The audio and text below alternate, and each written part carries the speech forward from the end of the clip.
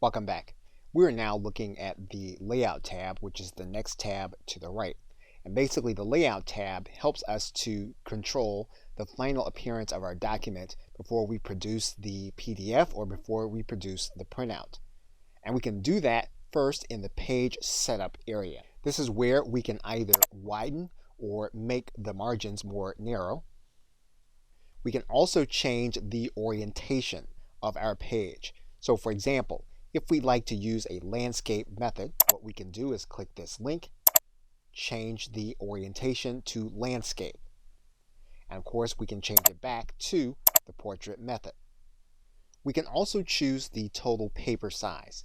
So by clicking this menu, we can determine different kinds of document shapes that we're going to be using inside of the orientation that we have chosen.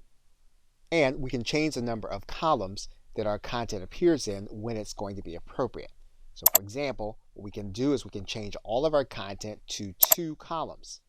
You'll see our column line up in this way, which is more like a newspaper or magazine. And of course, we can change it back to 1 column. Now, when you're working and collaborating with other people on a document, one of the things you can do is you can refer to specific lines in the document. You can do that by displaying the line numbers. And we can use the menu in order to give each line a number that can be referred to. Of course, in order to turn these line numbers off, we can turn them back off. In the Paragraph tab, we can control our spacing and our indentation. So for example, if we want to make more space between our lines, we can do that.